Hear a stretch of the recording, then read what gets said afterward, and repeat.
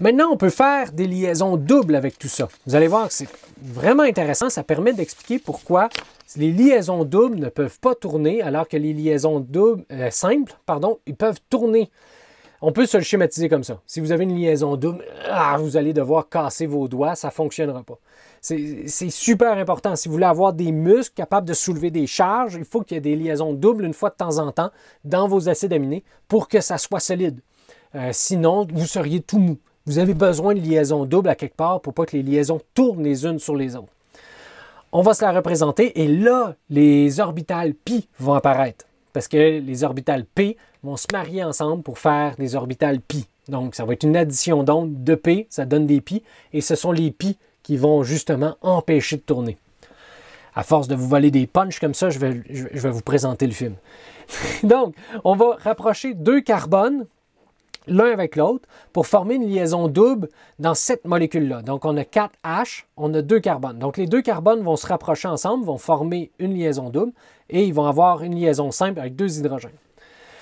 Donc, pour un carbone qui est ici, on a besoin de faire 1, 2, 3, 4 liaisons. Donc, on va faire la promotion de 1 électron de façon à avoir 4 électrons disponibles pour faire des liaisons. Une fois ce fait, on veut faire l'hybridation. Donc, on va jumeler un nombre de cases égal au nombre de voisins. Pour un carbone, on a juste 3 voisins. Fait qu'on va juste jumeler 3 cases. Ça va être une hybridation sp2. Et donc, il va y avoir une case P qui ne sera pas hybridée. On va avoir donc 3 nuages électroniques sp2 disponibles pour faire des liaisons. Ils vont pouvoir faire une liaison avec un H, une liaison avec un H, une liaison avec un C. Et la liaison P qui est ici, elle va pouvoir faire sa liaison avec l'autre P qui est à côté. Fait qu'imaginez elle qui rencontre sa voisine. Je vais le faire. Mettons là que je supprime tout ça. Là. Puis que je prends ça. Et là. Oh, ça a marché. Fait que là, vous avez ce carbone-là. Vous avez ce carbone-là. Ils veulent se rapprocher comme ça. Oh, oh, oh, oh. Là, quand ils sont suffisamment proches l'un de l'autre, là, il va y avoir hybridation de l'orbital sp2, ça va former une sigma, et les 2 P qui sont ici, ils vont se plier comme ça pour faire une liaison, la deuxième liaison de la liaison simple. Je trouve ça malade, encore une fois. Fait qu'une liaison simple, c'est facile, c'est une liaison sigma. Une liaison double, c'est une liaison sigma au centre et une liaison pi qui passe en haut et au-dessus. Fait qu'une liaison double, ça ressemble à ça. Vous avez une liaison sigma au centre, puis une liaison pi qui passe en haut et en bas. Et comme vous avez ces deux-là ensemble, vous ne pouvez plus tourner votre liaison double. Fait que c'est un peu bizarre parce que la liaison double, on se l'imagine comme ça, mais en fait, il y a 3 recouvrements. Il y a un recouvrement sigma, puis 2 autres recouvrements qui forment la liaison pi, ici et ici, qu'on retrouve là et là. Donc, je reviens dans le temps. Donc, j'ai rapproché 2 carbones qui avaient eu leur promotion, qui avaient hybridé seulement que ça en forme sp2. Ça a permis de faire des liaisons à 120 degrés tout le monde. Et il y a une liaison qui passe au-dessus et en dessous pour former la liaison double entre les 2 carbones.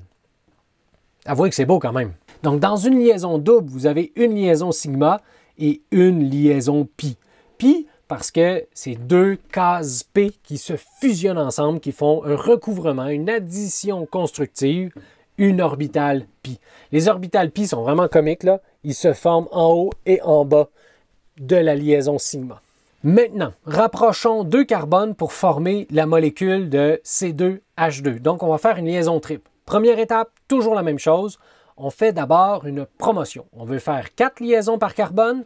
On a 1, 2, 3, 4 liaisons. Donc, on va kicker un électron dans la case P. On va briser le couple pour qu'on ait 4 célibataires capables de faire 4 liaisons différentes.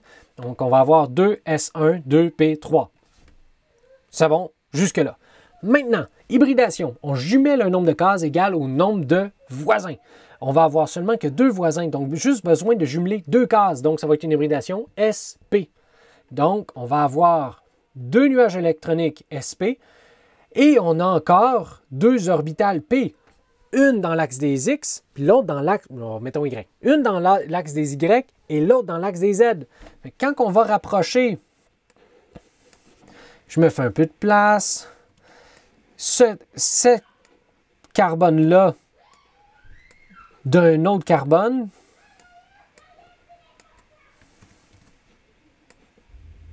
Quand les deux vont se rapprocher, comme ça, il va y avoir un recouvrement entre les deux orbitales sp qui sont ici, qui sont mi-s, mi-p.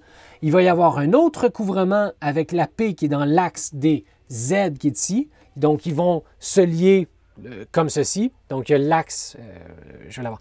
Il y a l'orbital s qui est ici.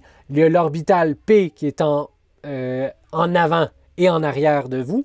Et vous avez l'orbital pi qui va avoir un recouvrement en haut et en bas.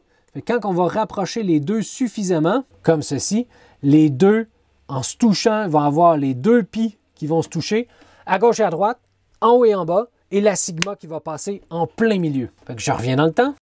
Donc, quand on a le recouvrement, on va donc avoir le recouvrement des P en haut et en bas, des P à gauche et à droite, la sigma en plein centre, et après ça, 2 sigma pour les H de l'autre côté. Fait qu'une liaison triple, c'est tough, s'il vous plaît, à briser. Fait que si vous avez du N2 à briser, ça va être tough. Si vous avez du C2H2 à briser, ça va être tough aussi.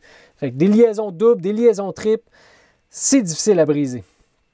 Mais vous avez des liaisons pi. La première est une liaison sigma et les deux autres sont des liaisons pi.